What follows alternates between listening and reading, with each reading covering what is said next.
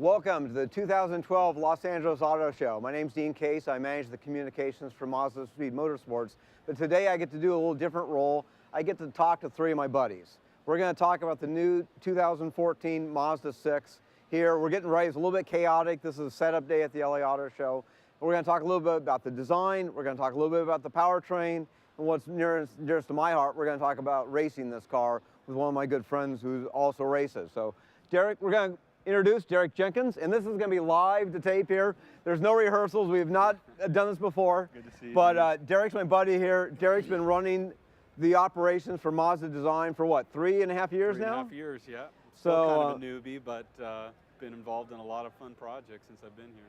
But we're going to talk, tell us about this stunning car here. Oh gosh, this is the all-new Mazda 6. You know, we've been working on this project basically for the last 3 years, 2.5, 3 years. It started with the, the Shinari concept vehicle. We did that in 2010 and showed it in Milan, Italy. And that was really kind of the first step in the new form language, which we call KODO. And this is the second production vehicle behind CX-5 to really capture that design language. How would you describe KODO? You know, KODO is all about the proportion of the car and the overall dynamics of the car. So you see with the Mazda 6, there's a lot of movement, a lot of flow in the volumes of the vehicle, and we really established that with the Shinari concept. The other thing is the whole new face of the vehicle is really part of this KODO generation of cars. It's a lot more upright, it's a lot more confident, a little more sinister, We're trying to capture that in the car. Design guys like to talk, you're very sophisticated in your design language and how you communicate this, but for the person who just sees on the street, what's their reaction to be? Wow or sinister? Or? We don't want the car to look like it's standing still. We want the car to very much look alive if possible. Look in motion, look alive, look dynamic, and try to get that quality across. Give the cars character, you know what I mean? And that's really why we speak in those terms. Yeah. Well, why don't you want to walk us through from end to end? Absolutely. What were you thinking here? I mean, let's start with the front. Like I mentioned before, it's more upright. We have our signature grille blade, which has started with the CX-5, and now we've brought it in here. A lot more of this eagle-eye type front character, and that's what gives the car a lot more of this sinister look. Really pronounced fenders on the front, and that's again part of the KODO language that we brought through CX-5. Did you get pushback from engineering? This is a very complex shape. That can't be easy to manufacture. The biggest challenge with things like this is pedestrian impact. We have a lot of legislation in this area, so trying to get it really low and sleek is, the hard part of our job, really, So 19-inch wheels, so the car has a really nice stance. Wheels are really pushed to the corner of the car. And then really dynamic sideline. Really compact cabin that's it's more cab, we call it cab rearward. That just means that it's a longer hood and that the cabin of the car is more towards the rear. And that also gives it the dynamic that we're talking about with KODO design and gives it that kind of upmarket feeling, So around the back, same thing. Tail lights really wide to the corners and really trying to get that strong stance. So we have a lot of sculpting in the rear bumper, very pronounced rear spoiler. All of that gives it this kind of, again, like sports sedan feeling, really compact trunk, very sleek and dynamic. One of the things I like, this is I'd say it's a very subtle spoiler. It's very subtle. But it's usually an indication it's a working spoiler, not cosmetic. Well, that's the thing. It's subtle in its size, but we wanted this to be very pronounced and sharp. We didn't want this clunky kind of floating wing. We wanted something very diffuser-like, and just more precise, but still that really, sticks out a little bit. But also, that does add to the aerodynamics. this car, no question. Right. Yeah. Because Sky Active is not one thing, it's everything. Absolutely. And the fact that you did weight reduction, you did aerodynamics, you did... Everything is involved in trying to get the most efficiency out of the vehicle, and you named it, engine is key, weight is key, and aerodynamics is key to achieve that. And it's not only about great fuel economy, it's also about the performance of the vehicle in general. So the design has to complement that and work towards those same goals as well. And hopefully the design says that, so that you asked about the customer on the street. I'm hoping they see that in the car, you know. So any other feature you want to talk about on the outside You know, there? just if you look, what I really love about this car is just the sleekness of the cabin, you know. It's not your typical, we didn't want this typical family sedan feeling. Even though the car's got great space, great trunk size, we really want it to come off like a sports sedan or even a sports coupe. And this pillar, this cabin, and the way the wheels are placed into corners is what I think communicates. Well, this is even also a very aggressive color for a car of the size. Yeah, we've worked really hard with this new generation of paint colors to get something that really helps to illuminate and highlight the sculpting that goes into the car. You know, we spend just so many hours sculpting in clay, trying to get this a certain quality, a certain sensuous feeling to the form language. And the paint is so critical to help show that off, especially under good lighting or California sun, you know, really show off that form. And how does this look outdoors in the courtyard? Oh, unbelievable. It's just this red, we call it soul red, and it has a really fine technical metallic. When it's in the sunlight, it's explosive, you know, and really, again, really shows the strong highlights from the sun and then nice, deep, rich contours. So whoever buys the car is going to need to have some mother's polish there to make sure it keeps it clean. They're going to want to keep it clean, you know, that's the idea, right? Well, let's look inside. I mean, Mazda's always been a driver-oriented car company. Yeah. What were your thinking in here? You know, and this is, again, goes back to KODO design and a little bit to do with Sky Active as well. You know, everything we do, we want it to not distract from the driving experience, you know.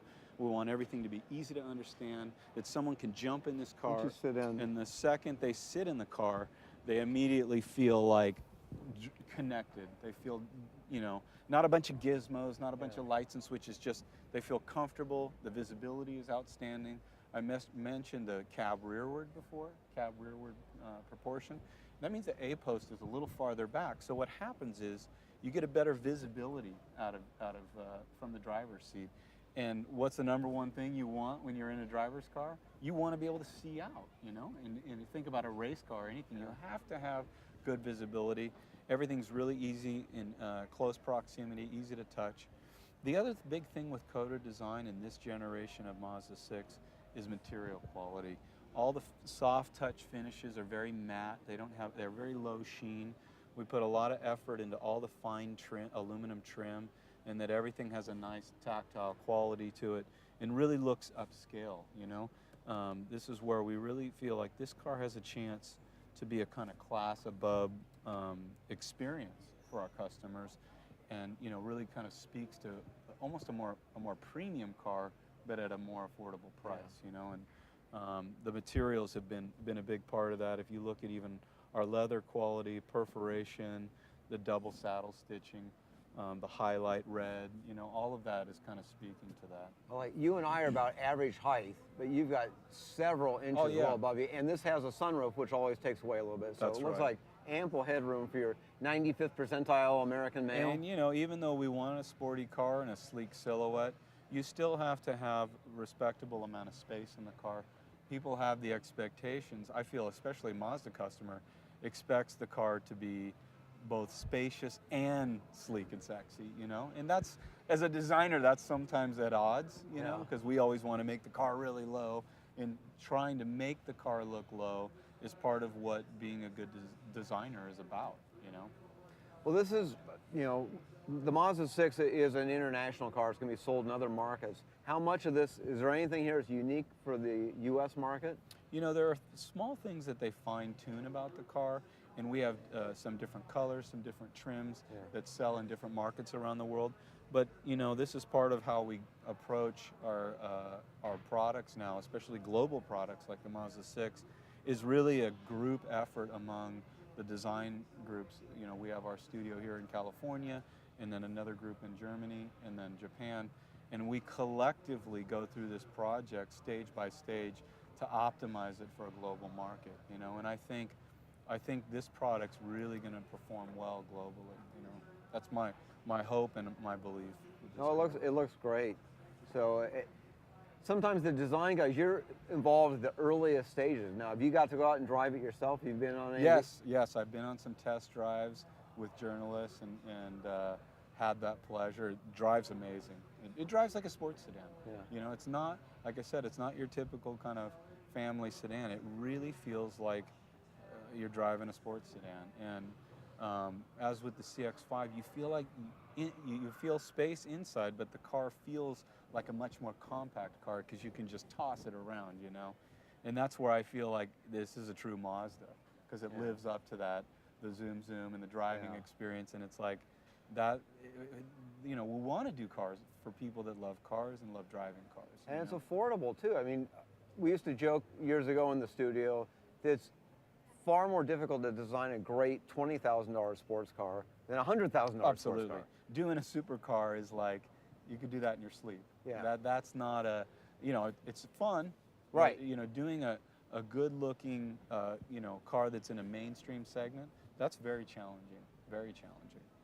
Because yeah, the price targets, you know, you got to make it affordable. But price targets, people's expectations in these established segments, very challenging to meet those and give them something truly original. So really, the person who's contemplating a vehicle in this segment, they need to get in and touch and feel and drive. I would challenge or hope that any consumer that's serious about a mid-size sedan would drive this back to back with any of the mainstream competitors, because I think this car is head and shoulders above most of our competition, or all of it for that matter. So you're playing around with a little control there. This is our HMI controller, and this activates, we have a dual system where you can operate audio, navigation. Now hang on, you're going into designer speak. HMI. Sorry, HMI, human machine interface. Right. And this controls audio, all your multimedia, your navigation, and phone features. You can also bypass this and do it on the touchscreen, because we find that sometimes people prefer touchscreen and sometimes people prefer... Oh, so you're not locked into one or the other? No, and that's very unique to Mazda. Okay. Typically, other companies have committed, so you always have to be touchscreen or you always have to be here. There's a little bit of a learning curve here, but once you have it, sometimes, personally, I find that this is better for visibility. You know, you're not trying to refocus here. You can just kind of manipulate. So the driver can focus on driving. Exactly. You know, the whole distracted driver issues. Exactly, and you only glance down periodically to see where the cursors are. Okay.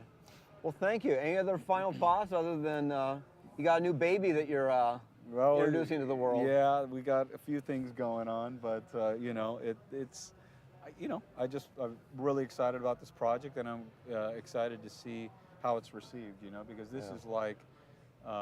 That kind of period after a lot of work, you get to see something out on the road, you get to see the response to it, and you know, we're excited so far. And I want to invite you, you got to come out and join us at the racetrack next year when we're going to be racing this. As long as I can drive the car. Well, I don't know, you'll have to talk to Jonathan Bomarito. Okay, we'll see about that. Good luck on that one. Awesome. Cool. Thank you. Thanks, Dean. Appreciate it. We'll see you.